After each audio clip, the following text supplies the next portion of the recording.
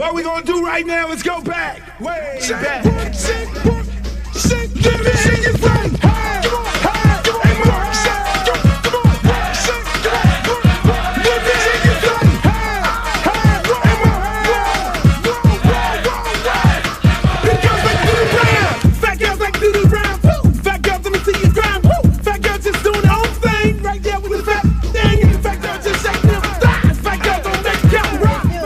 Baby. What's up? I thought you was gonna start hanging out with the big girls again. What is all this trash?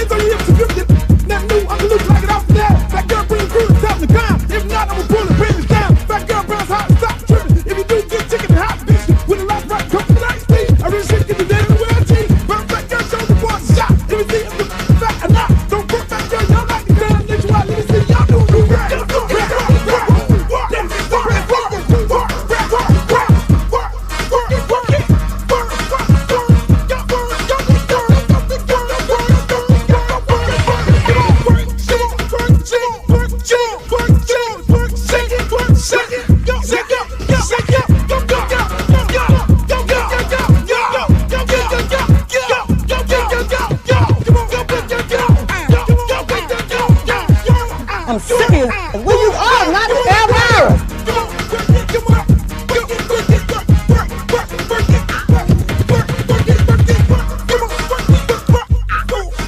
Oh, not the Britney Spears. Hey, how you doing?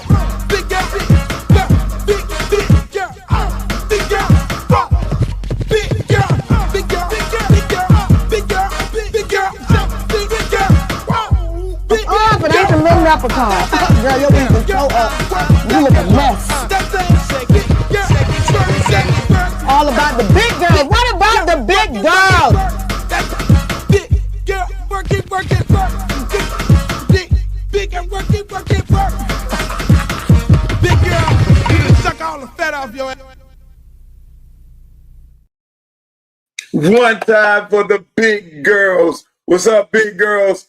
Big voluptuous girls, the big girls, the big girls, the ones that I like, the ones that I like in the wintertime, the ones that you like in the wintertime, the ones that we all like in the wintertimes. Hey, yo, what's up, y'all? This is another edition of yours truly, Uncle Luke podcast. This is what we doing. Yo, we're a little saucy. We're a little saucy right now. I'm just saying, you know, we got all this red on this shit. You know, you swear I'm affiliated, but under those circumstances, I am not. I just wanted to just mix it up for y'all, you know, because I'm always in black. Because that's what I do. Always dressed in black, baby. You know, I wanted to, you know, let y'all see the fit, the new, you know what I'm saying? You know, the two-tone red, white with a little blue in it, little blue with a little blue, baby. Hey man, this is the best hat I got. This is the best hat I got. This is the most stylish hat that I have right here. You know what I'm saying? Hey, I want to welcome y'all to another edition of yours truly, Uncle Luke's Show podcast. Yo, we are brought to you by Luke Records. Luke Records. What's up? What's up, Glow? What you doing up this time? Oh, come on, Glow. I can't really, discuss the time that we're on here, but this is the right time because I got to do this right now because, you know what I mean? We do the show Monday, Wednesday, and Friday, ladies and gentlemen. Welcome to another Friday edition of yours truly, Uncle Luke Show. We are broadcasting right here live on all my streaming platforms, Facebook, yours truly, Uncle Luke page. Make sure y'all like, share, subscribe that. We are on Uncle Luke TV, YouTube. That's where my homegirl Glow is at. We are on Twitter. It's always malfunctioning, continuation of malfunctioning, but that's what they do. But I like y'all. I love y'all. I'm happy y'all in the chat. Facebook, y'all in the chat.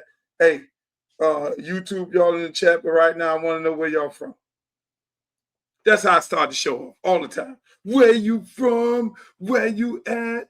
Where you from? And that's what I do. I like to have a conversation with y'all about where you're from and all that. There, people. Let me just say this here. Let me bring y'all a little closer to me because I want y'all right here. I don't want this microphone. I don't want no distortion. I want y'all a little closer to me. Let me just lean y'all back a little bit. But I see you from D.C. Oh, Glow, you from D.C. tonight. Normally you be from somewhere else. Oh, I see Kentucky in the building. Yo, that's what I'm talking about. Hey, let me say this here, man. Let me say this. We have a big show tonight. This show is big. This show is real big.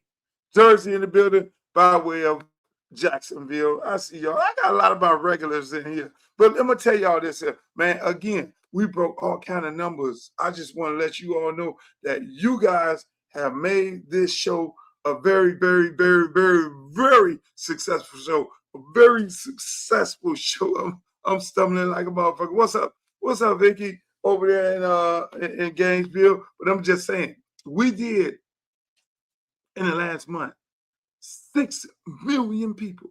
We've had 6 million views. Now we got to turn them views into shares, followers. So I urge you, go to my YouTube page, go to the Facebook page and follow. Just hit the follow button. That is very, very important. We need them numbers to go up. My man Streeter had his 100,000 followers on YouTube, and it's a damn shame that I had them numbers up on YouTube like that. But, we just started over here. YouTube, like on Facebook, we got over four damn near 500,000 followers. Same thing over there on Instagram. We got another 400,000 over there, another damn near 100,000 on Twitter. I don't know what the fuck is wrong with Twitter. I'm just going to tell y'all I've been on Twitter for God knows how long. I just turned on TikTok and I have twice the amount of followers on TikTok as I have on Twitter. Make that make sense. I think they're controlling the numbers on Twitter. I swear to God. I just know that they're controlling the numbers on Twitter. There's no way in the world you could just not have 10 followers in like 3 years. Like you didn't get 10 new followers. I mean, that shit is the most bootleg shit, in my opinion, you can ever imagine. X, Twitter, whatever the hell they want to call it, they suppress your numbers. They give the numbers out to people who they want to give their numbers out. It's nothing true over there on X. That's why, you know what? I'm going to just tell you like this. I'm going to start my own goddamn social media. I'm going to just get my own app. I currently have an app right now. You can just go Luke Records right now. But I'm gonna start a whole nother app just designed for a social media platform where, like TikTok, you say the wrong word, you get your ass thrown off. All of a sudden, you get flagged, you get suspended for like 3 weeks, almost like they put you in fucking timeout, like you're a kid. You know what I'm saying? Meanwhile, on Twitter, X, it's full-blown porn. It is full-blown porn. I do not understand how Apple allowed that to happen, which hey, to each his own. Do what you got to do if that's what you want to do. And then Facebook is the same way. They have a tendency of wanting to cut people off also. I'm trying to make it make sense. What are we doing? So I'm going to create an app, Black owned, where you don't have to get regulated like TikTok, where you can go live on TikTok, you can go live and you can make money and get, gifts and things like that, which is nice for the people. And then where you can go over there, same thing you could do on Twitter Space. You can do Twitter Space and you can then talk your social media shit. You can post whatever the fuck you want to post without any restrictions. You can do the same thing with that happens on Facebook. I'm creating an app to be able to do all that. I'm sick and tired of this shit.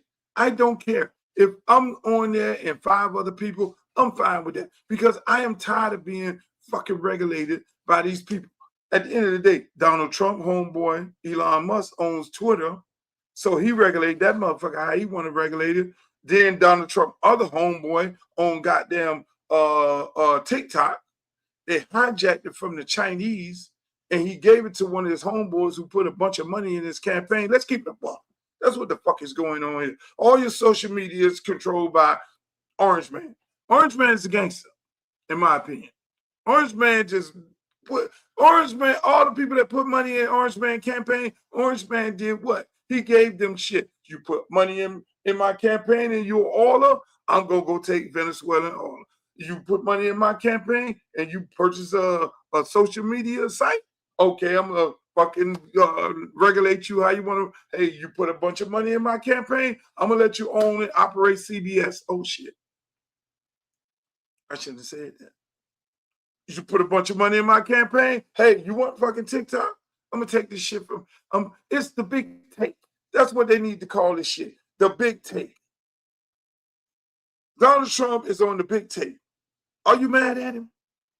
That's basically what normally happens in elections. You win the election, you do what the fuck you want to do. The people who put the money into your campaign, you got to pay them people back. You got to fucking pay them people back. And that is what's going on. And so that's why, not to talk about my campaign. As a matter of fact, I need you all to sign a signature. Where's the signature at? Petition. I thought I had a petition. I need you all to sign a petition. If you're a registered voter in the state of Florida, preferably in CD20, if you're in Lauderhill Lakes, Tamarack, Riviera Beach, Belglade, South Bay. If you're in any of those areas, and you can sign a petition also in Dade County if you want. But in Palm Beach County, I want you all to sign a petition. Put me on the ballot. See, I'm doing this right. I can stroke the check, $10,000, get myself on the ballot. But I want the people to put me on the ballot. So I got some of my folks, they're running around, they got ballots, they got petition, or you can go to any election office and you can get a petition, sign the petition, write my name in there, Uncle Luke, this is what we're doing, boom, sitting in. You got to be a registered voter. You got to live in the district. You don't necessarily have to live in the district, but you have to turn the paper in to your election office, which you don't want to go through all that. I prefer the people in the district. I prefer them because those are the individuals who are going to be voting for me. But that's what we're doing. And then once we certify, then we're going to kick the campaign off with a big-ass party, maybe a concert, maybe some big shit. And we're going to be out there live, and y'all going to be all invited. Uncle Luke, and we're going to be getting it down like a mother scratching. You already know that's how it is. That's what we're going, people. That's what we're going. Speaking of that. Speaking of politics, this has been some of the wildest shit going on. These Epstein files, let me just keep it above. These Epstein files, it is, My position on these Epstein files, people, and most people, somebody, one of my people in my campaign, they say, look, they're trying to say that you're a moderate my ass. I'm blue, car carrying blue, no matter who. Let's get that straight. These Epstein files is some bullshit. Number one, bullshit on the fact that nobody has went to jail. All of a sudden, the prince from England goes to jail. But all these motherfuckers over here who is up in there, who's accessory to the allegedly raping of these underage girls, not rape, but having sex with these underage people. All of a sudden, over the pond, this motherfucker is the prince brother.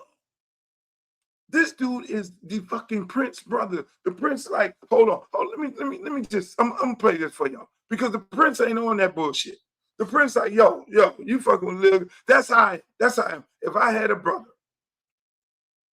right now, which I got brothers, and they was fucking with some little girls, and allegedly fucking with some little girls, and you go to court, boss, deal with that shit. And I had to write, oh, no, fuck that. You got to go to court. You shouldn't even put yourself in that predicament to be with these motherfucking girls. You're sitting there lying like a motherfucker when the people asking you, were you over there with the man? Were you fucking with this man? You said you went back to the United States, you had a conversation. Why the fuck you got to come over to the United States and have a conversation with a motherfucker? All you got to do is say block. So he comes to the United States to have a conversation with a man and say, I don't fuck with him no more. He don't fuck with me. You do a whole interview and say you don't fuck with the man? Really? And then come to find out you got emails after you did the interview fucking with this man? Man, the prince brothers, the prince say, fuck this shit. The king, is he the king? The king. The king say, fuck my brother. Get your ass in jail. Check this shit out. The arrest of Andrew Mountbatten Windsor, and I can read that statement to you now. He says, I've learned with the deepest concern the news about Andrew Mountbatten Windsor and the suspicion of misconduct in public office.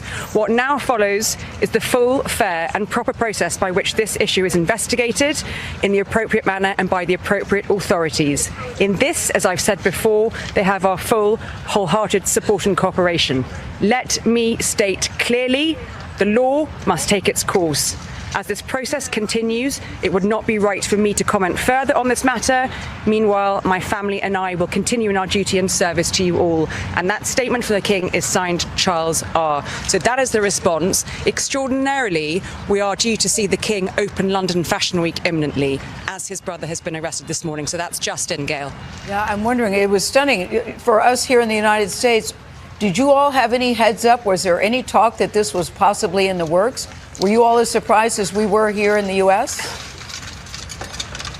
There has been momentum building over the last few days, Gail. We saw yesterday, I think, an accumulation of around 7 or 8 police forces getting involved. We also had the involvement announced yesterday of the NCA, which is our national crime agency, sometimes described as the British FBI. So there has been a feeling that police forces could no longer not look at this very seriously, and I think it has been moving in one direction. That said, to see those police cars arriving, about 8 of them this morning, at the Sandringham estate, at Wood Farm, where Andrew is temporarily staying, is quite a moment. This is the King's brother who has been arrested on suspicion of misconduct in a public office. The first senior royal to ever be arrested. Roy. Now, let me tell you something. That's how you operate. That's how you operate. I mean, if Trump is going to say that he had nothing to do with none of this, which they released a bunch of files, and right now ain't no files say Trump did anything with nobody. All the evidence is saying Trump stopped fucking with the man. Like everybody, all these people kept saying they stopped fucking with the man, but when you read the files, they were still fucking with the man. So why the fuck Trump ain't putting these people in jail? That's the big question. Somebody say he allegedly said, don't release the files because I don't want my friends to go to jail. A lot of people been unalive with these files. There's a lot of shit going on with these files, and they say they got 3 million more files or 3,000 more. This shit is crazy. I'm sorry. You can go to jail on the street corner for conspiracy. Just knowing somebody's selling drugs. They can put you in jail. There's a lot of my friends are in jail on conspiracy. Conspiracy is the easiest thing the feds can put you in jail with. Oh, you know he was doing this. So what happened to, what happened to accessory? What happened to, if you were in the car and they committed a crime and you stayed in the car, if you're in the house and they committed a crime and you didn't never say nothing, you just stayed, you take part in this shit. What the fuck? This is the first time in American history where accessory to a crime, you got 2 people that went to jail. Epstein and his co-conspirator. And they got convicted on child sex trafficking. Trafficking underage people and feed them to these old people. So where are the old people who they fed them to? They need to be going to jail. You was up in there with the little girls, you need to be going to jail. Unless it's the secret society, the people who determine who the fucking president is. Because that's what the fuck this shit is looking like. And that's why I don't really fuck with these Epstein files, because your ass get missing. But I'm just saying, the king told his brother, we ain't doing that over here, motherfucker. We saw your ass on a picture. We sent your ass over there to straighten this shit up. You said you straightened it up. The people did an interview with you. You lied on a fucking interview. So your motherfucking ass, no, take his ass to jail. My brother out of control. That's what the hell they did. That's what happened. Speaking of out of control, we're just going to stay on politics. Speaking of out of control, I want y'all to tell me in the chat, because y'all need to get involved in the chat, because y'all ain't doing shit in the chat. Y'all just sitting up here listening. Y'all have me up in this motherfucker talking all the mad shit that I'm going to talk. And y'all don't do nothing. You don't do nothing in the chat. Chat, look alive. Get alive. Be involved. Listen to this and tell me how you feel. Right here. As you look out upon this sea of Black Americans, this president hears you. This president cares for you. Don't let anyone tell you that this president right here, Donald Trump, is not for Black America, because he is. I'm standing here today as a testament to how he feels about Black Americans. There has never been a position like this. I don't know if there ever will be before, but I worked with him in his first term, and I'm proud to now officially have the title to make it happen. Let's get real with the realness. Let's get behind President Trump, who truly has turned our nation around and made us the envy of every country in the world. Thank you, Mr. President, and thank you, God, for recognizing and raising up this man to be the leader of the free world. I love you.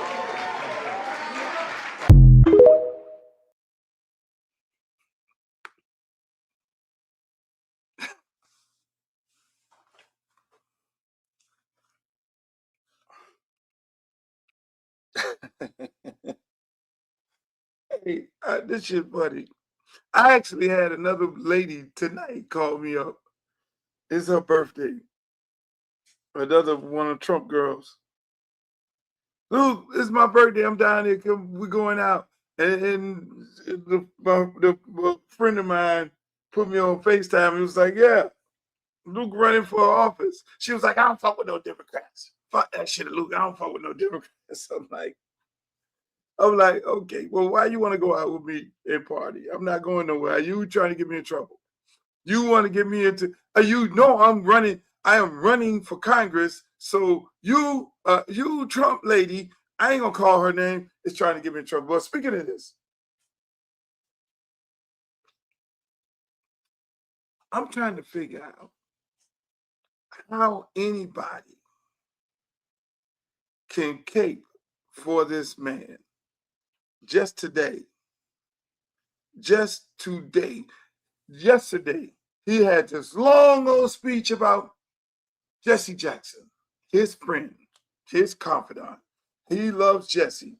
All the things that he did. He gave the Rainbow Coalition an office in his Trump Towers, which he did, because I know Jesse real good. God bless his soul. Listen, man, hats off to Jesse Jackson, one of the greatest that ever did it. A guy who's my mentor. You know, I've sat down on many occasions, had many conversations with Jesse. I love him to death. I'm sad to see him go. My condolence goes out to Jesse and his family, everybody in the Rainbow Push organization. I know his health was deteriorating. You know, Jesse had to sit there and look at all this shit going on and not be able to get up out the chair and then go fight. He's going to fight another fight. So, I mean, listen, you know, people, Jesse was a great one. Jesse was a great one. I'm going to keep it a buck. Jesse was a great one. No matter what you may say, this man ran for president. And then this motherfucking Mike Johnson. Just today, less than an hour ago. Thanks, Mike Johnson. Can Jesse's, can his body be put in the Capitol? This fucking Mike Johnson. All of a sudden, he's holding back on, oh no, that's only for presidents. Well, Rosa Parks' body was in there, Mike.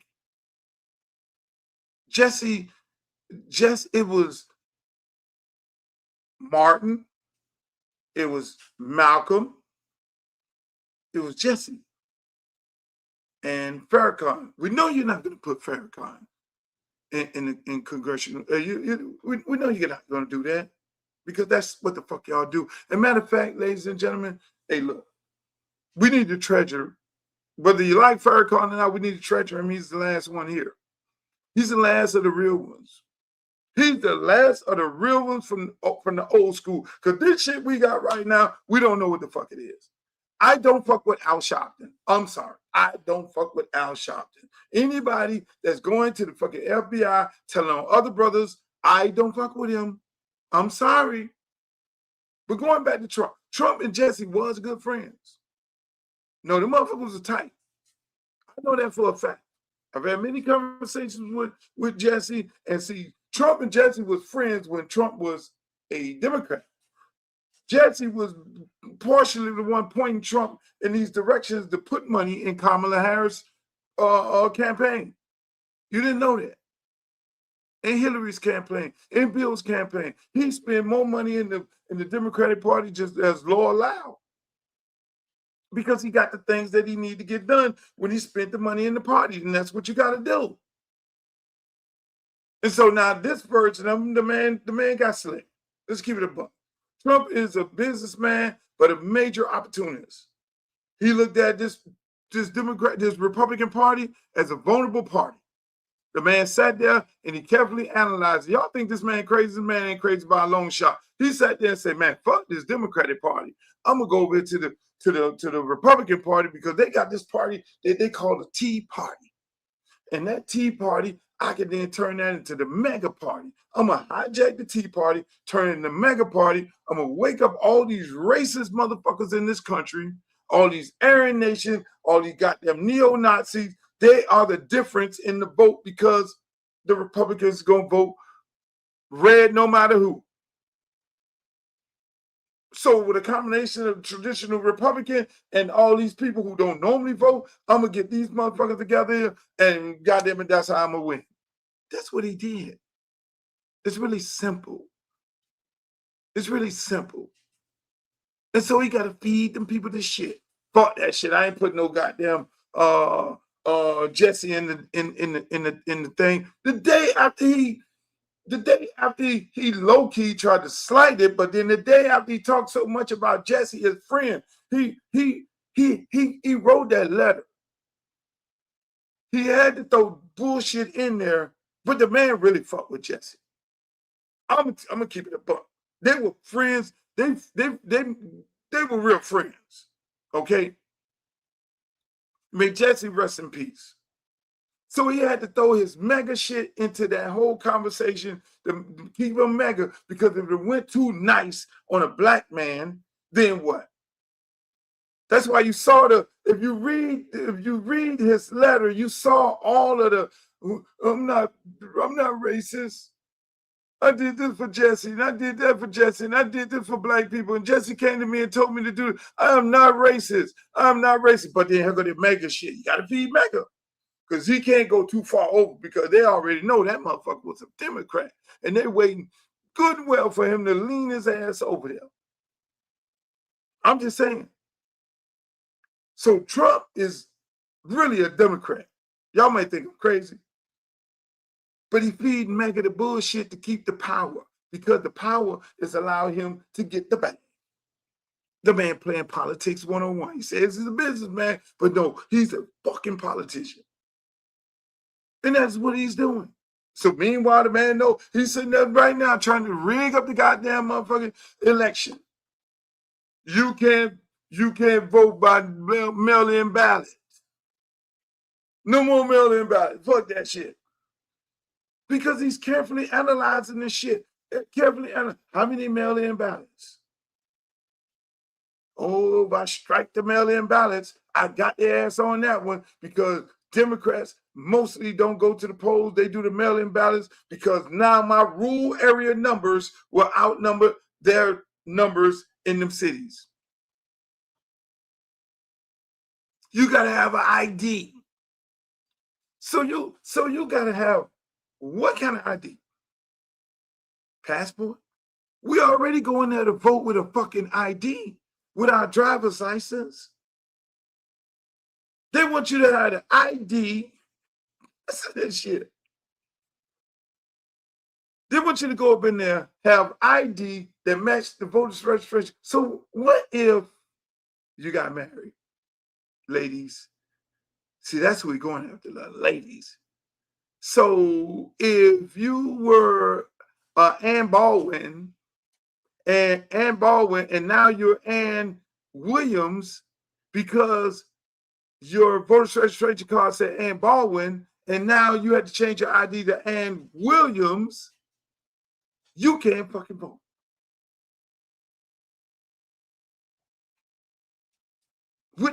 You got to go get all that shit changed. So now you got to go spend $60 to get your name changed on this ID, another $60 to get your name changed over here. If you need to get a passport, you got to pay $120. So now, mind you, and you got to take off work. They changing the whole shit. Inconveniencing all the people who what? Inconveniencing all the people who are living in poverty. Because you tell somebody who's going paycheck to paycheck, you got to take off a day to go to the passport office and sit in a fucking line to get a passport, and you better hope to God that you have all those other steps of your ID, your driver's license matching your marriage license. You got to go up in that bitch with a marriage license, driver's license. You got to go up in there with everything. With a birth certificate, marriage license, driver's license. You got to go in there, all this shit. And if you don't have it, you got to go and get it. So you're going up into the motherfucking place with a big ass folder. Spends a whole day. What your boss gonna say? What is these people boss gonna say? And it's called 60, 60, 60, 120. So you out of damn near $500 just to vote. That is what's happening. The King Trump He only wants people who can afford it to vote. And that is how they're trying to rig the fucking elections, people. I'm keeping it a buck. I'm keeping it a buck. So a combination of kicking people out who have temporary status, who have been in this country for 20 and 30 years on temporary status, who are registered to vote, I kick them out. Them motherfuckers is crunching the numbers. They're being smart about it. We're going to disenfranchise these people. We're going to make it difficult for these people. That's going to kick them off the voters' roll. That's going to kick them off. See, everything starts off with, we want to do the right thing by the American people. We want the illegal immigrants to get kicked out of this country who are committing crime. These narco-terrorists, these bad people, these M1s and 8-1s and this gang members and all that. And we're going to kick these motherfuckers out of the country. Okay, fine. Yeah, kick them out of the country. They're taking them out of towns and kick them out of the country. We can't live, and all of a sudden you ain't never seen one of these motherfucking people here. But yet still you believe what these motherfuckers say because they put on a nice little pretty blue suit and you believe everything. Yes, tell us. You believe all the bullshit.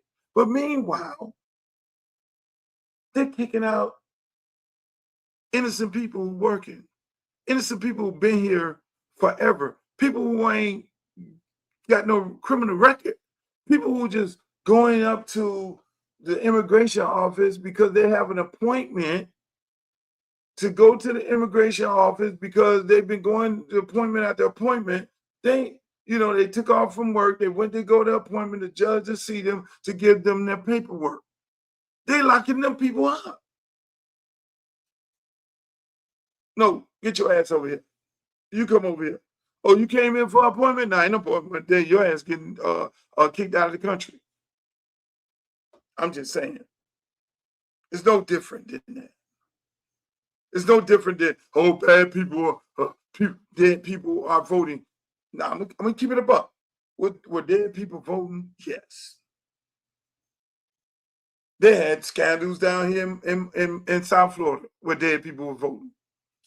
They put motherfuckers in jail. They've been putting every election cycle. They put people in jail for having these consulting firms who go and get these people, and they have a whole bunch of that these campaigns pay for, but they never do nothing to the candidate. The candidate who pay these people, to go get dead people to vote, they never do shit to them. So on that level, Orange Man is kind of right. Peter Pan vote. You're right. Orange Man is kind of right. On that level. Now, on another level, the drop the mail ballot off in the box. All they did was the numbers. You can easily crunch the numbers. How many Republicans do mail-in ballots and how many Democrats do mail-in ballots? Also, a large portion of Democrats do mail-in ballots and this amount of Republicans do mail-in ballots. So let's say no more mail-in ballots. So our numbers superseded the Democrats' numbers because if we eliminate complete mail-in ballot, if they were doing 100 mail-in ballots and we were only doing 50 mail-in ballots, if we get rid of the whole goddamn mail-in ballot, we'll gain 50%. You see how the math goes? Don't sleep at the wheel, people. That's what the fuck is going on in this election. So my good friend Stephen A. Smith, he's on there saying we all need to be friends. We all need to love each other. And I got to go do a show. He hit me up, asked me to do a show. I know he want to talk about politics. He want to talk about Luke running for Congress. Yes, I am. And all that beautiful stuff. But he got a fucking, listen. You got to have a conversation. This is not a friendly fight. You can, on one hand, say, Jesse is my friend, but on the other hand, you tell Mike Johnson, don't let this motherfucker lay in the Capitol. If Jesse is really your friend, Orange Man, you'll tell Mike Johnson because Mike Johnson's your do boy. Let's keep it a buck. I can't wait to go to Congress. They fucking turn me loose in Congress. Y'all better pray that the people in CD20 don't vote for me. Not voting for Mike Johnson.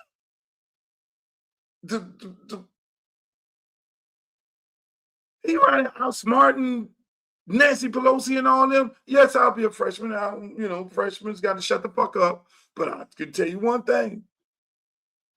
He won't outsmart me. Not him. Not that dude boy. They be nice talking all these eloquent, giving all these eloquent speeches about them and being real candid and all that. No. And even Trump. No. You got to come with real policy. You got to come with real shit for them to turn down real shit. You got to, hey, let me tell you this. You want to hear something funny? Me running for Congress. You know my district? My district is Riviera Beach. That's Palm Beach. Belgrade, Pahokee, South Bay. That's Palm Beach. Lauderhill Lakes, Tamarack, Sunrise. So, who lives right next to my district? Donald Trump.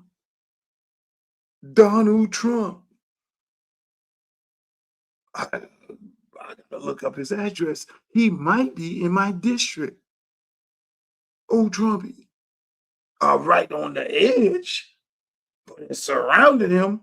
My district is no more than 2 miles away from him. So my biggest question to be to him, so you want people in poverty living around you? Or you want your real estate buddies to buy black folks out of Riviera Beach? That's not going to happen. Fuck no. You in Palm Beach and Luther Campbell is the congressman in Palm Beach. So, goddamn it, I'm your congressman, whether you like it or not. Shit gets deep. Hey, Trump, who your congressman?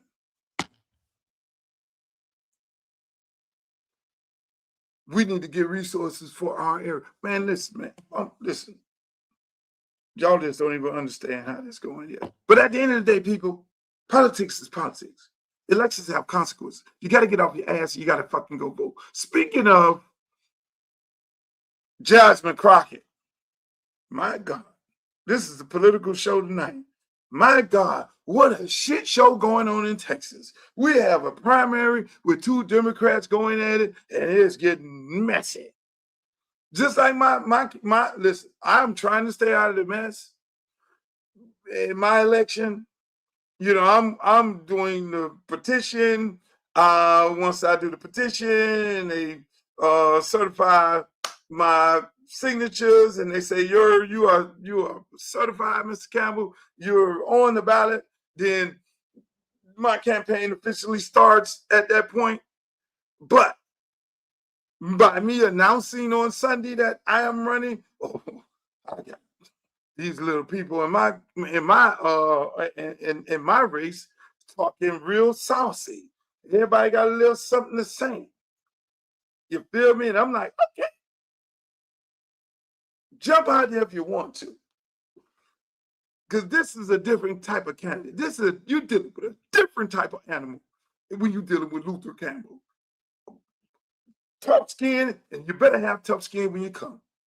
And your whole crew better have tough skin, because what people don't realize, these candidates get fed information by their campaign manager and the people that work for them.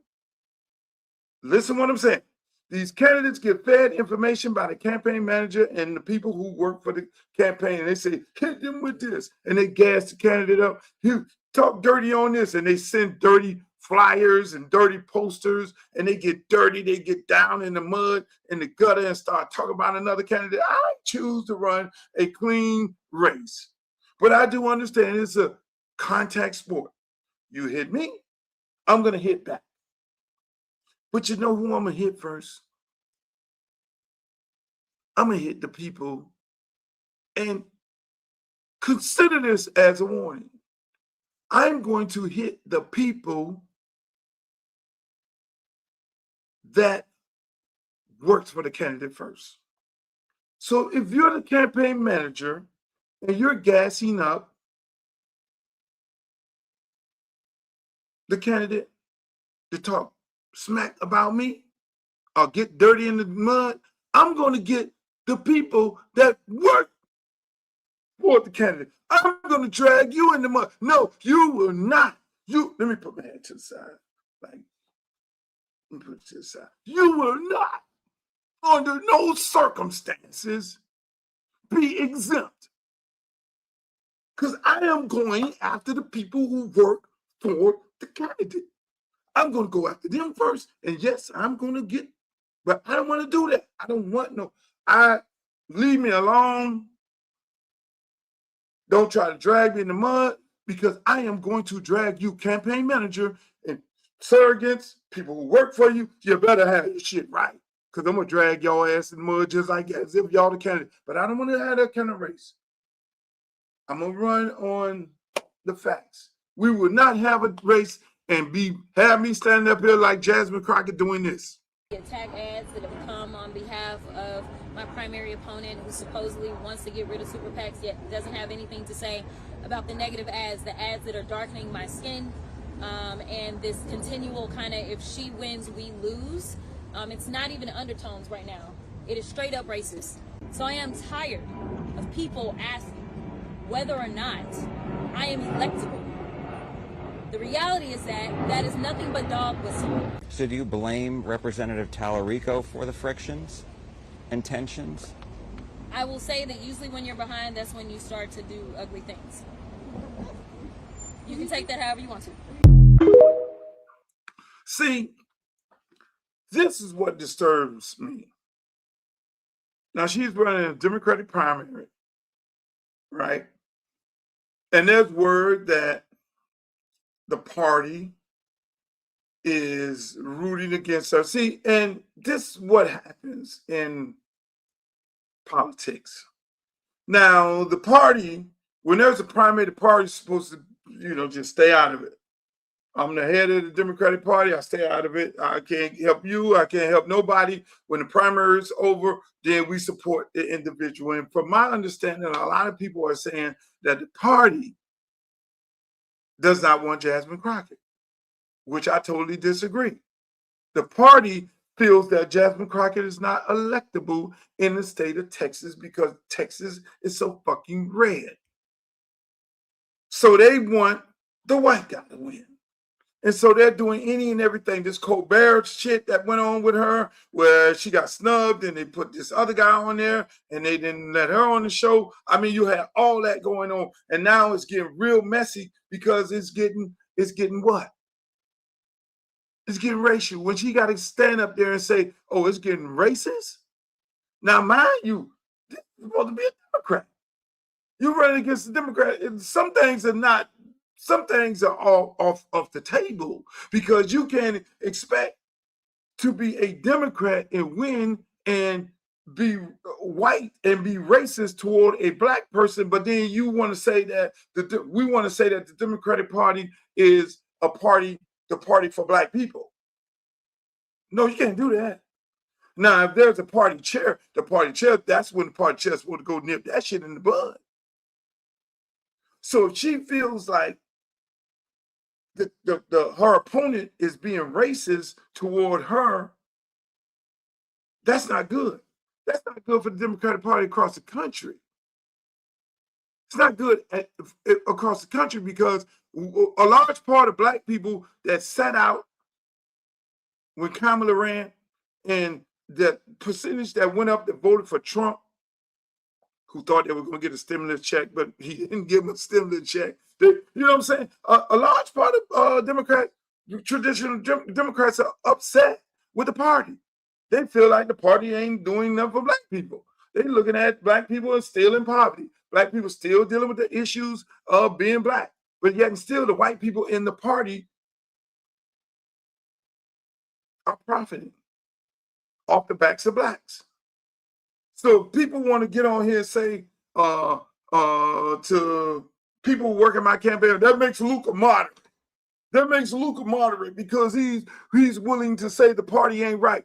Well, goddamn it, if that's what that is, if that's what the definition of it is, no, I'm just keeping it a buck. There are a lot of people, black people, especially black men, that are upset with the party. And the party got to line back up to be the party of black people. The party for black people. The party to support black people. You can't have a candidate running against a white man and you disenfranchising the black candidate. And she has to stand up there and say, oh, they're being racist toward me. And ain't nobody stepping in. Because by being racist in a red state, in a predominantly racist state like Texas, that brings more votes toward the white guy. If he goes racist negative, because then he knows that, okay, there's a large part of Democrats who don't like black people. There's a large part of Democrats that did not vote for Kamala Harris because she was black. Let's keep it a buck. There's a lot of white women that did not fuck with no Kamala Harris because she was black. So is the candidate in Texas trying to ignite those people? Trying to rev them up? Like, look, I don't like this black lady either. And turn it racist so that he can then get those racist Democrats. And then so he can get those racist Republicans in the general, because he's shown his true colors of being one of them. And see, people, this is politics 101. These people will try to get voted by all means necessary. And they'll have people come after them and give you a name real quick. They'll give you a name real quick. So a lot of things that are being done to Jasmine Crockett is because, let's face it, the party don't like her. You know why? Because she's one of us. She gonna keep it blood raw. She jazzy. She a sister. She goes up there and get her shit done and get her shit off, and the motherfuckers don't like that because she's ultimately can be the leader of the party, and they don't want to go that direction. They want to keep control of the party.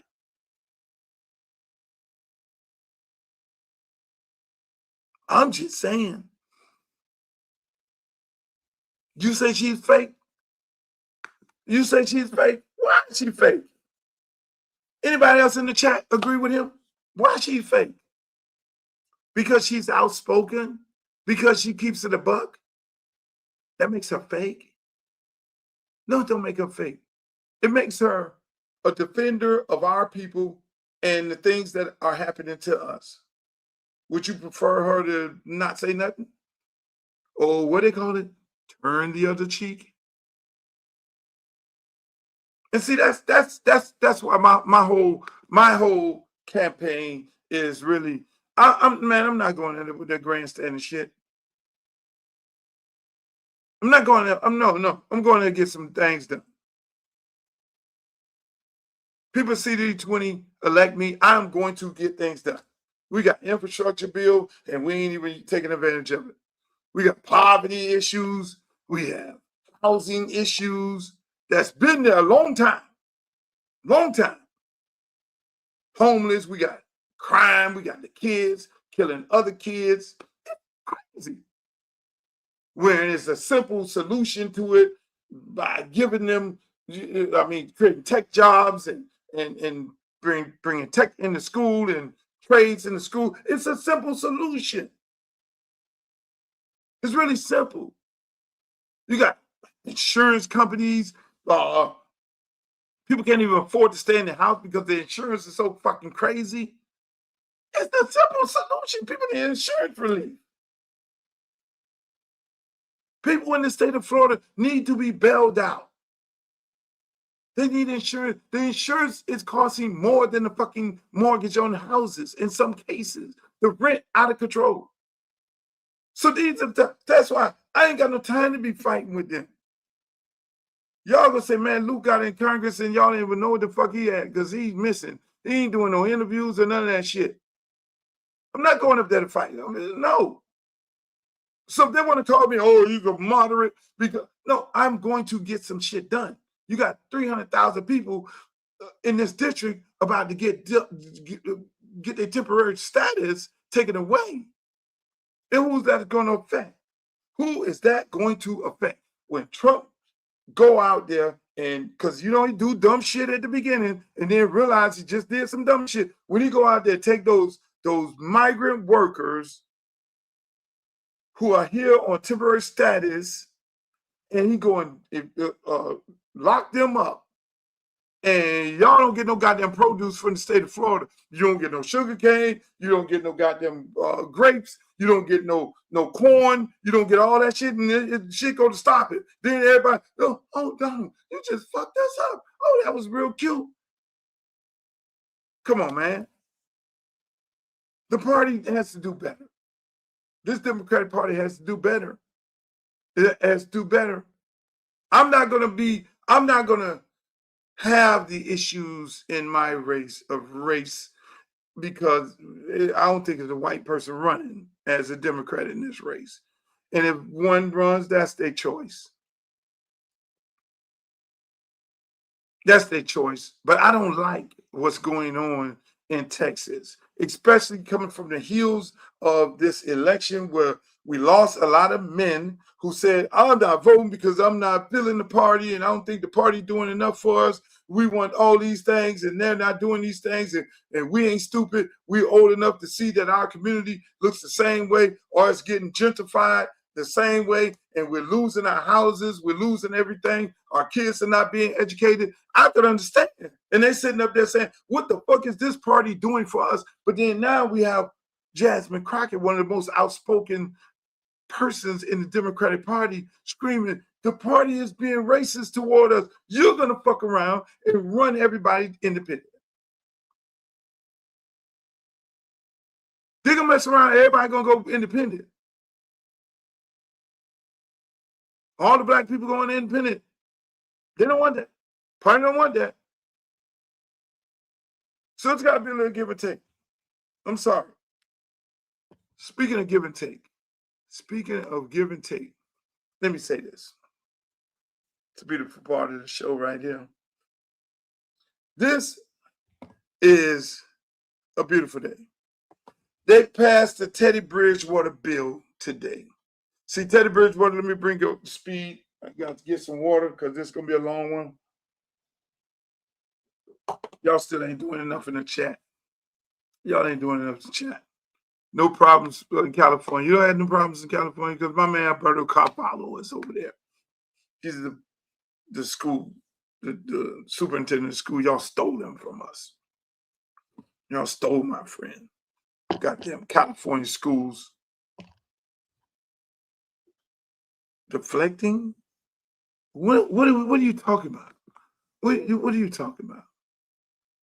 Before I put glow on you, Chris.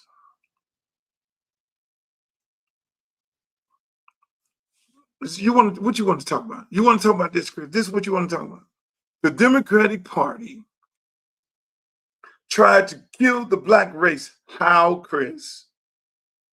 How did the Democratic Party try to kill the black race? Stop that. You're being too extreme. Jesus Christ. Where y'all get these people from? Made me lose my chain of thought.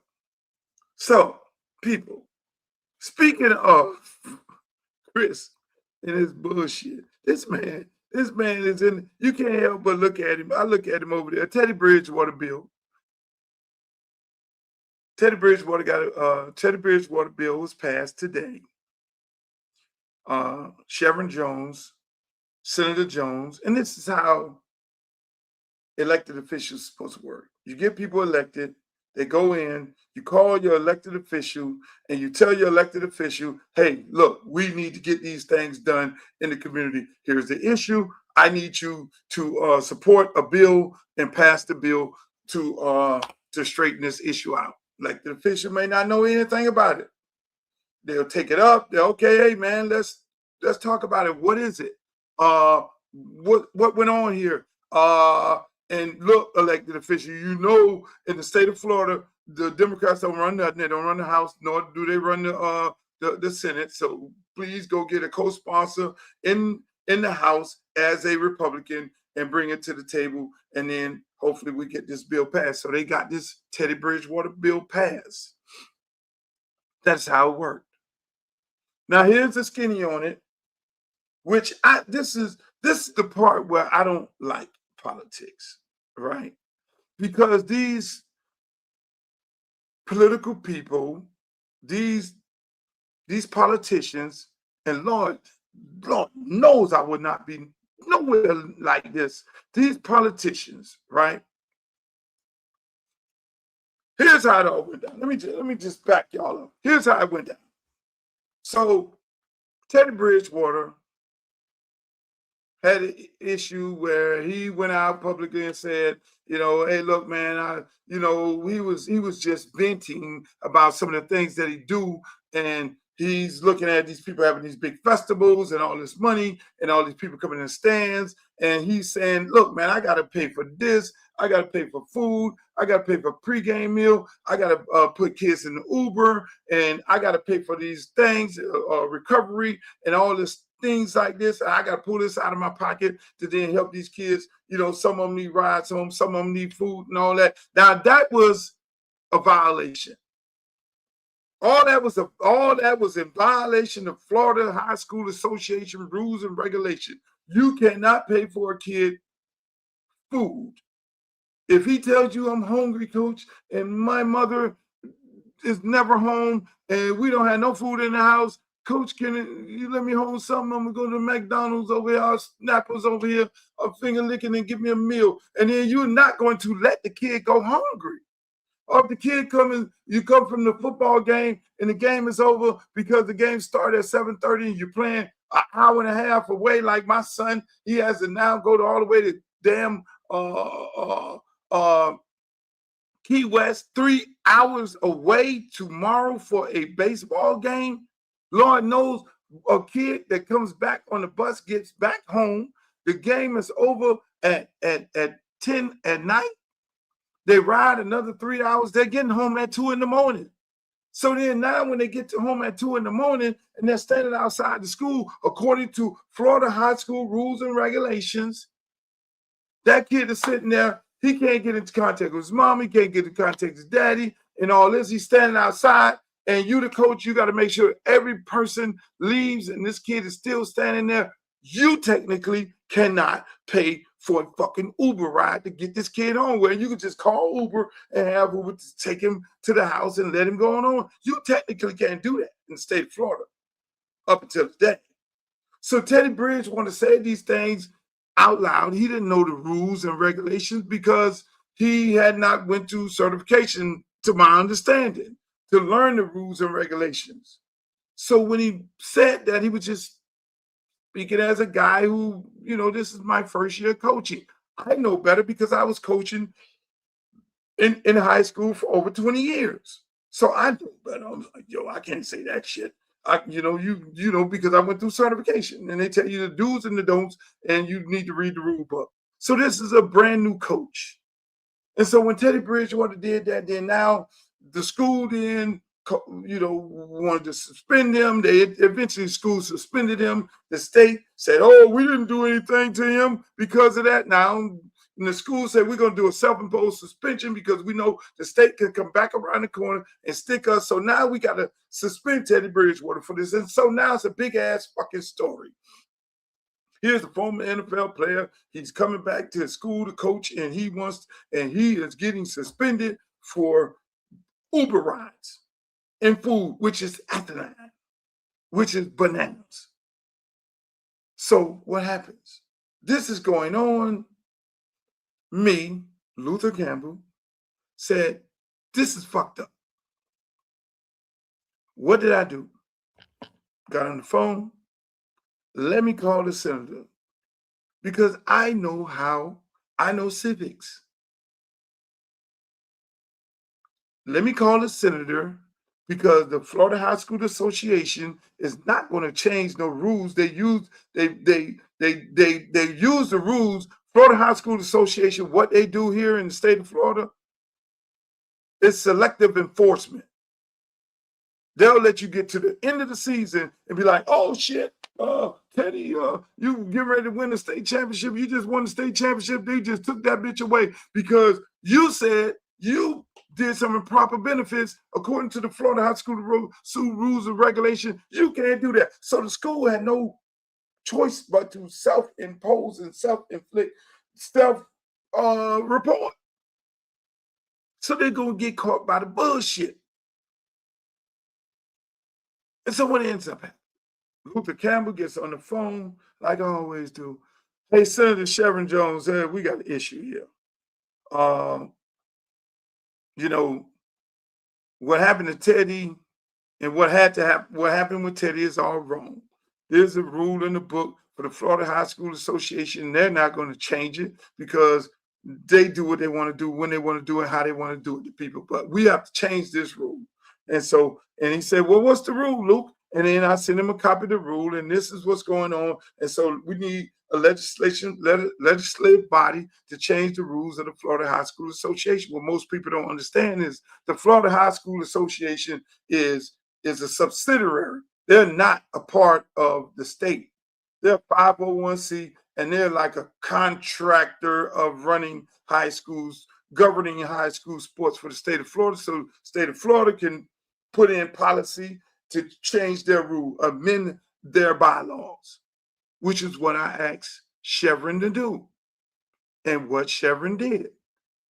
What's the issue, Luke? Here's the issue. Let me break it down. This is the issue right here. Well, can we get Teddy on the phone? And Teddy is going to the NFL now. We can't get Teddy on the phone. Regardless, this is a wrong that was done to him, but it's directly possibly can affect every high school coach in the state of Florida. We need this change. This bylaw needs to be changed. I have had my run-ins with the Florida High School Association, and they have a serious problem with South Florida football teams. I did a whole goddamn appeal to last year for the people and laid it out. You know, did my own hearing and spoke to these people, and they say, okay, is that it? They went and had a whole conversation about the appeal and the conversation I had. And at that point, I couldn't talk anymore. And they said, oh, well, we're going to deny this appeal because he brought this in at a late period of time. Mind you, according to the rules, they determine when to hear your appeal. And according to the rules, your appeal is supposed to be brought in at a certain period of time. And if you pass the deadline, you don't even get heard. So here's some motherfuckers up here telling me I brought in an appeal too late for them to make a decision. That is the kangaroo court called the FSHA that we have to deal with. So when I go and talk to Chevron and say we got to change this rule, the first thing happens is Craig Damon gets on the phone with me. Luke, this is going to be bad for high school football. No, the whole system is bad because you're allowing all of these damn private schools, just like everywhere in the country, whether it's DC, whether it's California, whether it's Texas, all these private schools are eating off of the public school kids. And it's all bad. So not on my fucking watch.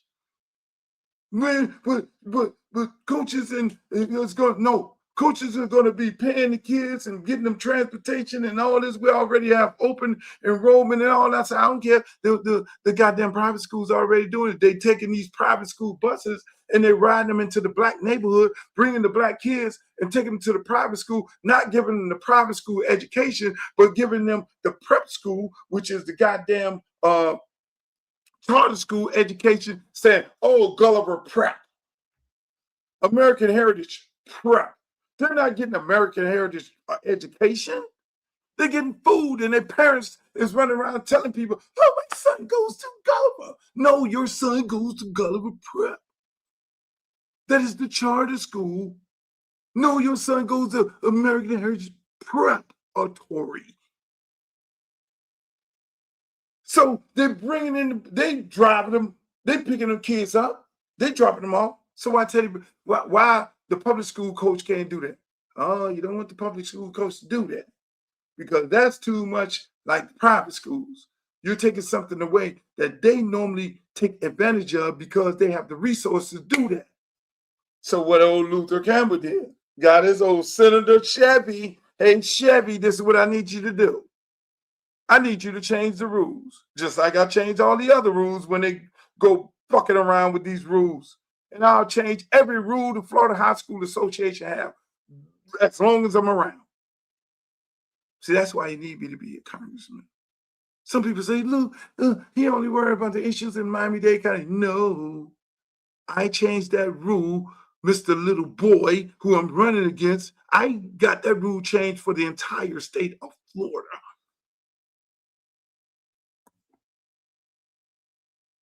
So, meanwhile, back at the range, tell Chevron, it goes to the thing. Chevron, hey, man, can you get Teddy on the phone? I can't find Teddy. I can't get him on the phone. We want to testify. Oh, okay. Hey, Luke, I want you to come up here and testify, man. I appreciate you bringing this bill to me, man. We got it done. Yeah, Chevy, good shit, man. Man, I'm happy that you got it done. Hey, look, I got a list of these. There's a lot of people mad. A lot of people mad. Now, let me just say this. In the case of my good friend, Andre Johnson, people try to make Andre Johnson a villain in this whole situation here. Andre Johnson is not a villain.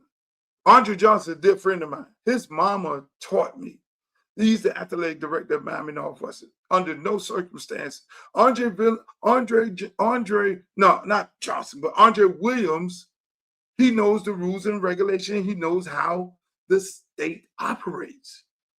The state. So Andre had to suspend his coach. Did Andre want to suspend his coach? No. Andre had to do a self-imposed suspension of his coach. Does his coach understand it? I don't know. You know, people don't understand that if you're in this business, you know, if there's an infraction, the state is not going to take actions right then. And that is something I may need to visit because it's no reason why the state should wait till you finish the fucking season and then come back and strip you of your title for something that you did before the season even started, or something that you said before the season even started, or some infraction that occurred at the beginning. They should be taking action of whatever infraction, whatever breach of a bylaw at that moment, so kids don't go a whole year and play a game and then get to the championship and all of a sudden, because of some shit like this. So Andre Williams had to protect the school. That is his responsibility. And so he had to suspend his coach. And so the whole world comes down on Andre and say, oh, Andre, the athletic director, he did this. Craig Davis said, I didn't do it. Andre did it. You know you was going to get it. You know you was going to get to school. Because the opposing team would have been saying, they did a rule infraction. They clearly violated the rule. They should be illegal. All of their games should have been forfeited because this is what they did and this is what they said. They were going to get Northwestern.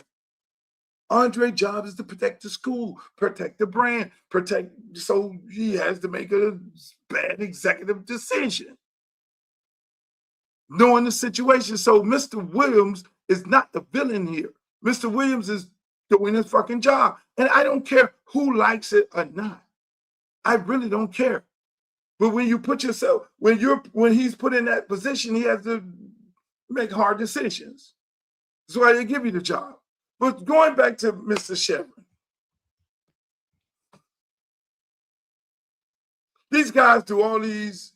I asked them to come on the show and talk about the bill when it was first sent to the Senate. He originally said, yeah, I'm gonna come on the show. Then for some reason we got mixed up and I started talking about the bill and how it all came about and me calling him and him then taking the ball and running with it the way our elected officials are supposed to do these things. And I think he got a little in his feelings that I mentioned that. So what the fuck?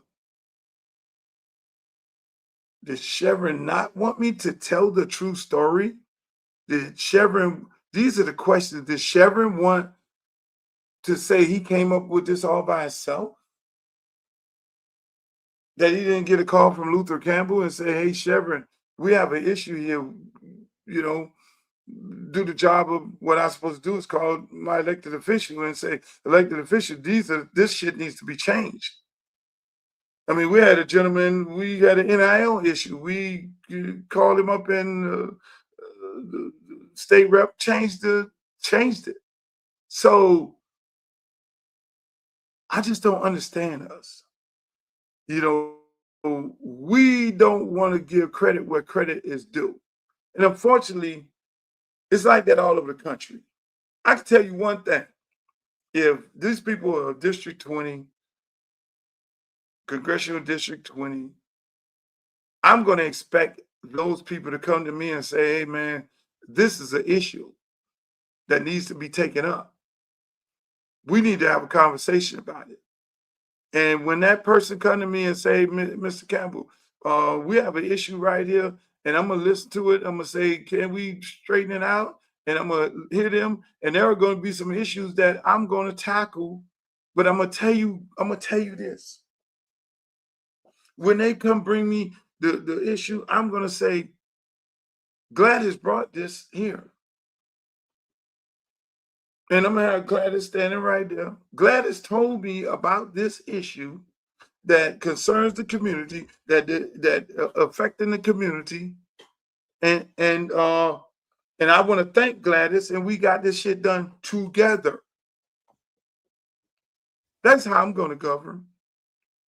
I'm not going to be like these politicians who you bring, you say, hey, look, these are the things we need to get changed, and then all of a sudden they run down the highway and ain't saying how the shit happened. And that's the same thing with me, you know, and Adidas. When Hosendorf comes to me and say, hey, man, I don't know no apparel companies, man. Can you help me out? And I say, yeah. And I put my disagreement with him to the side, and I say, yeah, for the betterment of the kids of the entire school district, I will get on the phone and call Nike, Adidas, Reebok, and I will put all these people to the table with you because you have the license deal and agreement to get to allow them and to be able to exercise this, you know, the right to be the sole sponsor of the entire school district. We will come together. I'm going to go get my friend Ralph Green and bring Ralph Green here because he's experienced and he's in Oregon. He worked at Nike and he knows how they work and all this. I'm going to get him. He's an independent contractor. We all going to come together. We're going to put a comprehensive plan together that we know Adidas going to like. We're going to throw all the bells and whistles for all the schools in Miami-Dade County. It's going to be a multi-million-dollar deal. You don't know nobody, Daryl, but we do. I know Phil Knight, and I have a working relationship with Adidas. Ralph don't, but Ralph know them and back my face. So we're going to cut the biggest deal that Adidas has ever cut in a metropolitan school district for all of the kids in the school, because we know all of the coaches are struggling because each school only gives $25,000 per school for the entire athletic department. And what the fuck I do? We put the plan together and we cut the deal. All of a sudden, they start having meetings and Luther is not called. All of a sudden, they have the big grand opening and we love the deal, and all of a sudden, Luther ain't even invited. That's that nigga shit. But Adidas end up being told who did what, when they did what, because these people change. Departments change. And so I'm going to continuously have these relationships with people, but when people do shit like that, then they lose credibility. And so I say to people like Senator Jones, I say to people like Darryl Hosendorf and all these people, you find yourself put back in a catch-22 because you don't have the relationships. You need to be able to have the relationship with the community where the community can be able to come to you and say, these are the things they want to do. And you be able to say, hey, look, man, look, this guy brought this here. And like I told my friend who's good friends with Teddy Bridgewater, because Teddy loves the kids. That motherfucker loves the kids. He loves his school. He loves the community. That motherfucker ride or die. He's not a guy that's looking for attention. That's why when they try to get him on the phone about this bill is in his name. And I told my friend, and I texted him the article. Look, please tell Teddy that the wrong that happened, it became a right, because what this bill stands for, and it'll be forever named in his name for his kids and his kids after his kids and all after he's cemented in history. And I'm just happy to be a small part of cementing his name in history because of something that happened to him that now will never happen to nobody else. It's no different than the Shannon-Linden Act. Something very seriously happened to that young lady, and the state passed, this will never happen again in the state of Florida. Somebody had to lay their body on the line. Somebody had to pay the price. Somebody had to be the victim of a bad situation in order for the state and us as a society to make a difference. And so people, that's why I'm so happy for Teddy at this moment, but I'm more happy for this young lady right here. Look at this play. United States hockey team. They won the gold. And look how they won the gold. They were playing Canada. I'm sitting there looking at TV. The women, I'm looking at the TV. Now, mind you, I'm looking at one person, the GOAT in that shit. But I'm looking at all the girls. It's America. Red, white, and blue.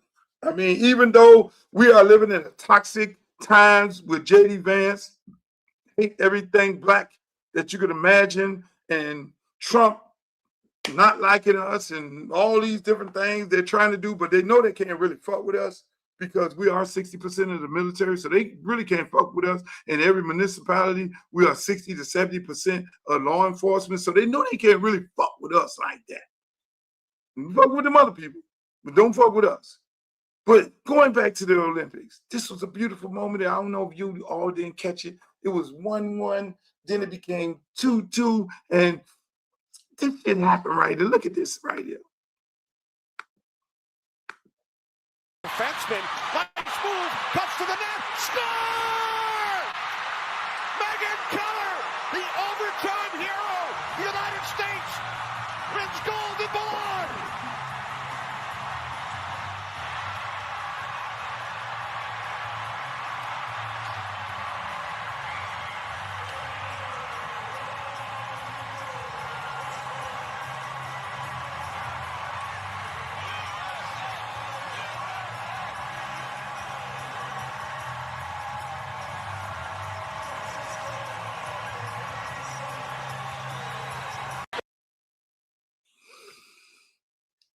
Was that a fucking hell of a moment? That was almost like the miracle on ice. We beat Canada, but look at this. The first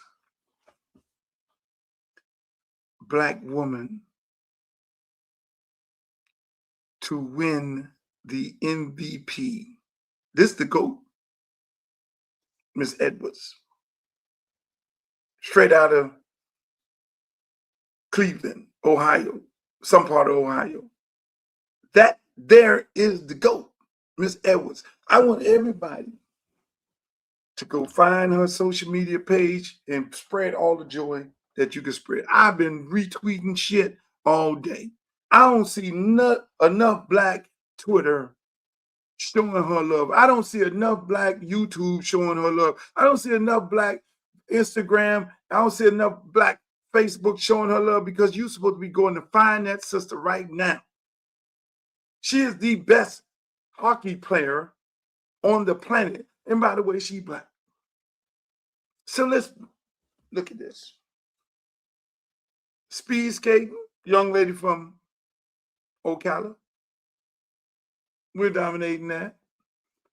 We didn't ease up in motherfucking hockey.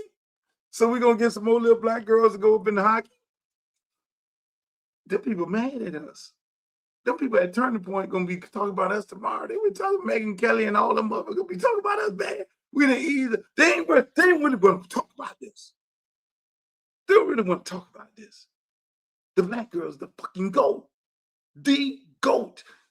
Listen, man, hold on. Let me just play this shit back again, man. Y'all running the bullshit. Y'all want to play with me? Y'all want to play with me? Defenseman, nice move, cuts to the net, score! Megyn Keller, the overtime hero, the United States, wins gold in Milan.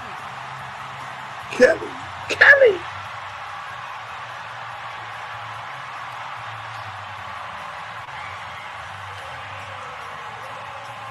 See that moment? Let me just keep going. Like the defeat, real the victory. See that moment there? That's America. See that moment right there? That is America. White girls, black girls, embracing, loving each other. They ain't thinking about no fucking mega. They ain't thinking about nothing. That is them embracing themselves, loving each other, all for one, one for all. That is what you have right there. That is what you have. That is America. I'm having technical difficulties on the Facebook page, people, so if you some kind of way don't hear me, that is America. And people need to understand this. We often get caught up in this politics. We get caught up in politics. Politics does what to us? Tends to separate us. You look at Fox News, they don't like black people. You look at CNN, they play like they like black people. They have black people on there playing like they like them. You look at MSNBC and you look at these places, and then the outspoken black people, they get kicked off, and then they get TikTok pages and YouTube pages. So none of these networks really fuck with black people who are going to be very outspoken about the issues that concern the black community. We have no media. Our media is right here. This is our media. Right here. YouTube. All the top people have been moved over here. Roland Martin, outspoken, moving over here. Jamel Hill, moved over here. Kerry Champion, moved over here. Joy Reid, moved over here. Don Lemon, moved over here. So what happened? All these are people who talked about Orange Man at some shape point. And Orange Man and those people then, all of a sudden they got a moral clause, and we got to get them off TV. Because it's not American to be talking about the American president even when he's wrong. So they've been summoned to TikTok, YouTube, and all these places. Well, that's fine. But my point is, people, that's where we at. That's where we at in America. That's my show for the day. I want to give a shout out to JoJo. You're looking good, JoJo. You got your guns. You done went to North Carolina State. Obviously, the strength and conditioning program works right there. And I don't care how many of y'all hate. I love my kids from South Florida. Do I love the University of Miami? Yes, I do. But I love my kids from South Florida. They represent the crib. They represent 305. They represent 954. They represent 561. They represent the crib. I'm always going to cape for them, whether y'all like it or not. So I'll tweet, hey, JoJo, you're looking good. Ray, you're looking good. Fernando Mendoza, you're looking good. I'm always going to cape for kids from here. I'm sorry, that's just me. I love our kids. And half of the people who be having a problem with us caping for our kids from here are people who are not from here. Y'all ain't from South Florida. So y'all have a problem with it. Ladies and gentlemen, I want to say, like I say, rest in peace. Jesse Jackson. The last real one is Farrakhan is here. Cherish him while he's here. The last real one. I'm sorry. Roland Martin, Stephen A. Smith, we'll cover that over the weekend. Tyreek Hill getting cut. We know that was coming. But once again, shouts out to Miss Edwards for being the first African-American woman to win the MVP in an international competition. That is such a beautiful thing. Over the weekend, we're going to talk about the NBA and how trash that is, because normally I would look at an NBA game after the football season over. I'll get into NBA, but that shit trash. I'm sorry. NBA, don't have me get off of this. NBA is now the European League. It's the international league. Yeah, they did say National Basketball Association. Before it used to be the Negro Basketball Association. Now it's really the National They've taken the NBA back. You got Frenchies and all kind of Europeans, and you got all kind of shit. It's really the National Basketball Association. It is no longer the Negro Basketball Association, which is why it's not really appealing. It's almost like baseball. So a lot of people, ain't no Darryl Strawberries out there. It's people who look like it. Ain't no Barry Bonds out there. People who look like it. There's none of these people out there. And people who look like them, but they ain't us. You know what happens in sports? What makes sports so great in this country, what makes people gravitate to it, and I don't think these experts know this. Black people, it's black people, white people. We live in a racist society. That is what we do. We live in a racist society. Even the NFL is racist like a motherfucker, in my opinion, because when you don't have no black owners and you can't find a black owner, something wrong. And there are some billionaire black people in this country that can't afford to buy a team. And when you get a team, the bank give you all kind of money because NFL teams don't lose money. Same thing with the NBA. A lady asked me the other day, said, Luke, why did you make a statement saying integration fucked us up? You say integration screwed up the black people? Yeah. We don't own a basketball team. We don't own a baseball team. We don't own an NBA team. But mind you, we're the dominant people in the sport other than baseball. We used to be. Ain't nobody buying none of our product. There's nobody buying none of our product. Ain't nobody shopping at our stores. So where did integration help black people? I think that's why they don't have a problem with taking the Mexicans out of here, because the Mexicans spend money amongst each other. Mexicans spend money amongst each other. They ain't out there buying no motherfucking Chanel. They ain't out there buying no Gucci. They ain't out there buying no Prada. They out there getting their own crop. So they look at them, they low key look at them people and say, you know what? They party by themselves. They drink their own Mexican liquor. They shop at the Mexican places. They eat the Mexican restaurants. They don't spend no money in the economy called the United States of America, so they're expendable. You ever thought about that? You ever thought about that? You ever thought about why they fuck with these people? Because they mean so much to the economy. No, they spend their money within each other in their own little pocket. And every other nationality that they're trying to throw out the country because they're not spending money in Trump Towers. They're not going to the Four Seasons. They ain't running to the Four Seasons. They ain't trying to go to the motherfucking W.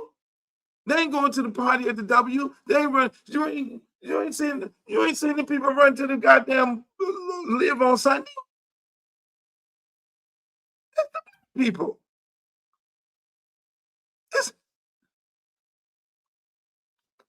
I'm just saying. So when you are not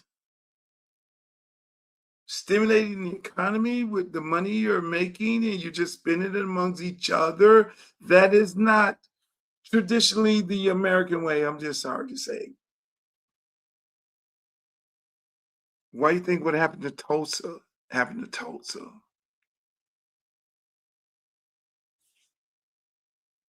Why do you think what happened to Overtown happened to Overtown? Why do you think what happened to West Palm Beach happened to West Palm Beach? Why do you think they want to erase Black history so you don't study Black history and understand the travesties that happened to us?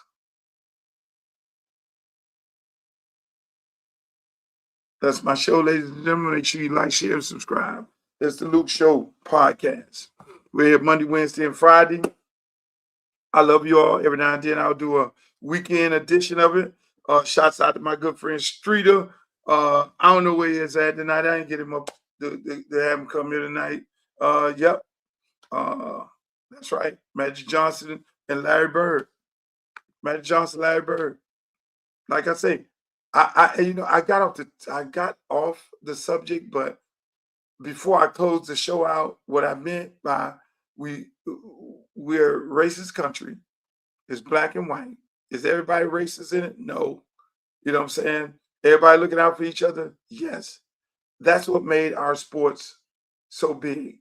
That's what brought people to the baseball field, because the black guys were playing against the white guys, and the black guys was on the team with white guys, and the team with the black guys and the white guys together played against the teams with the black guys and the white guys together, and they played against each other.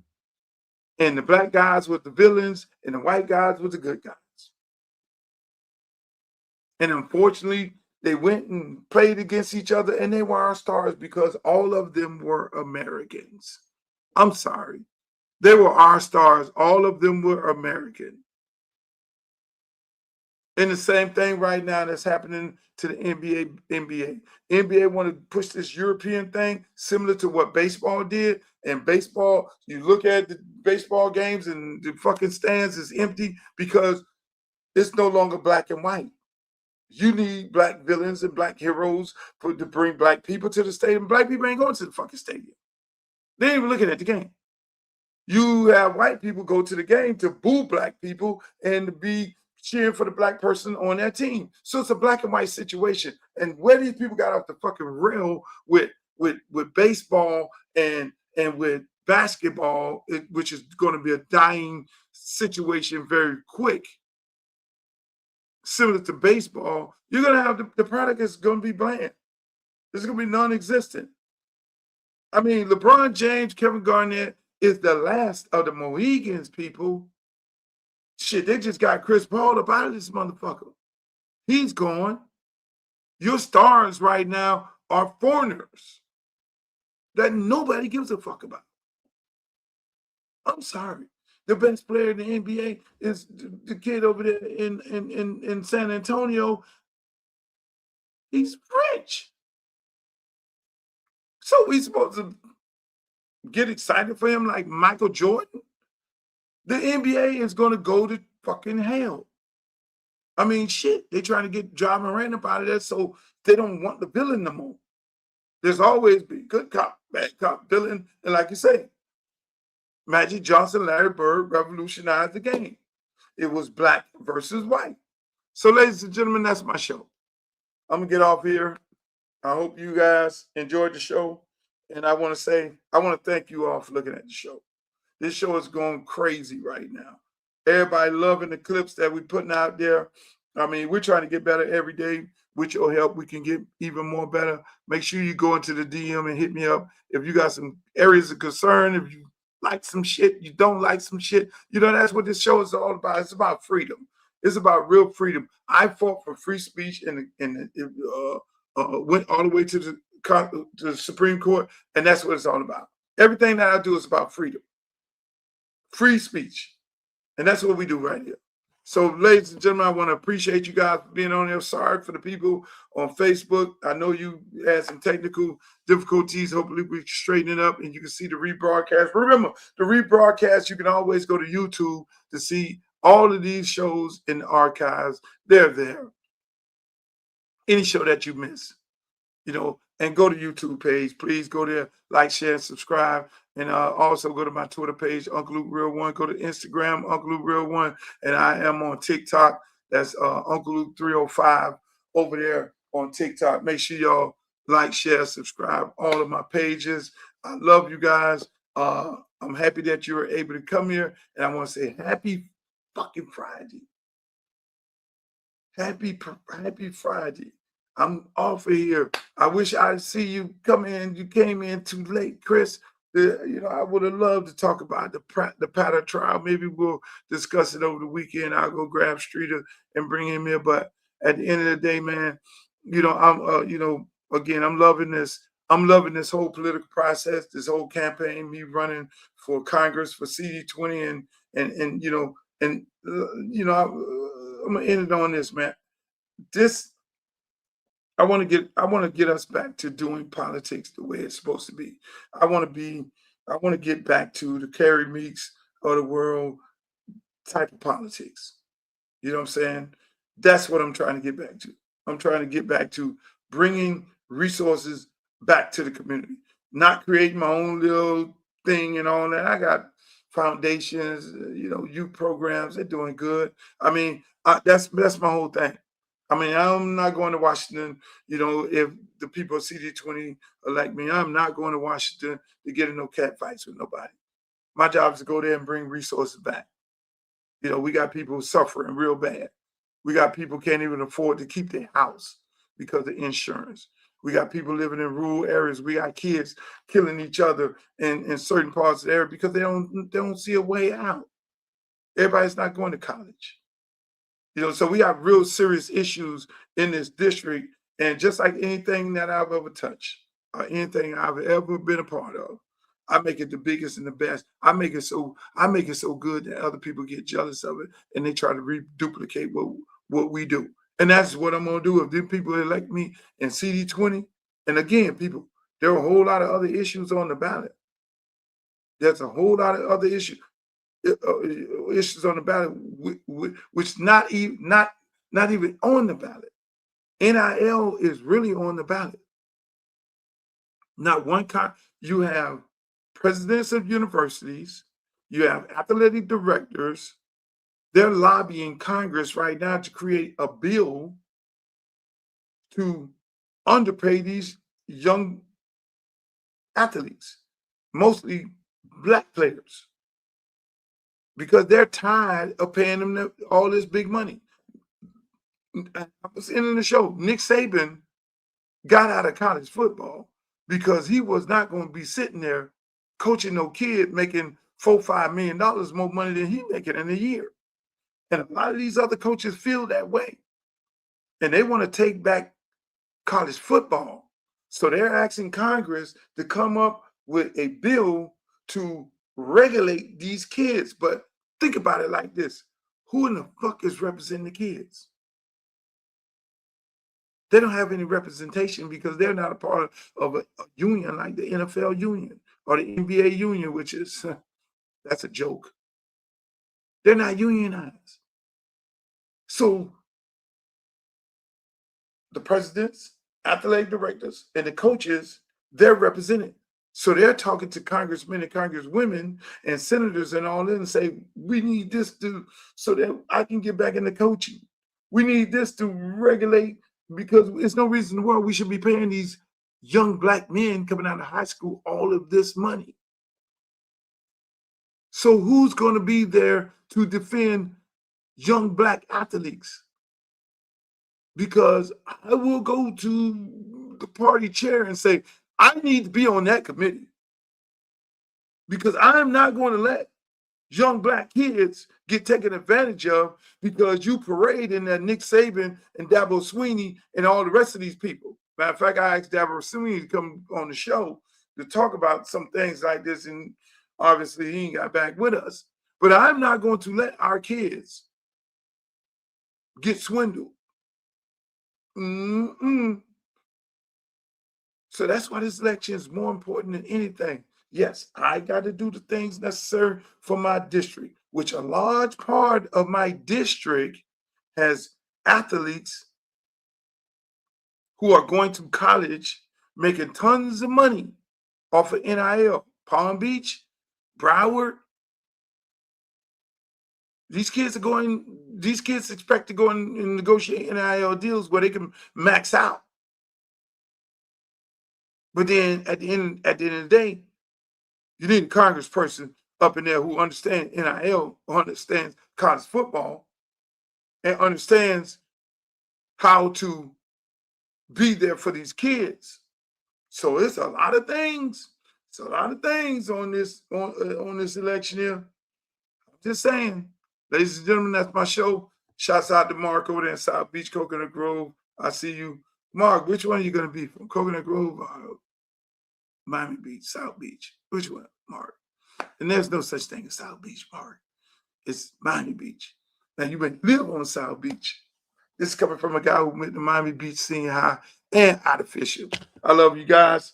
Thank you. I want y'all to have a great weekend. Enjoy your weekend. I am going to be in Key West this week. This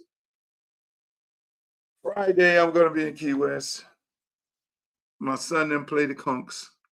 I heard it's going to get a little interesting down there, but this will be my first rodeo. I never played them in football, but I heard they have a real excellent baseball team, and some kid throw 98 miles an hour, which is fantastic. But hey, I love you guys. I'm happy that you were able to make another week. Enjoy your weekend, man. And like I always say, in the words of Walter Cronkite, the late Walter Cronkite, may the good news be yours. Peace. Make the booty go, make the booty go, make the booty go, make the booty go, make the booty go, make the booty go, pop, pop, make the booty go, pop, pop. I need some bad girls. I'm gonna let y'all hear my new song. I need some bad girls. Come on, baby. Come on, right here. You and you. Come on with that, your fine ass. Sit on the dick and ride on it. Sit on the dick and ride on it. Sit on the dick. Have we heard anything at all from Rich's former wife, Sarah Ferguson?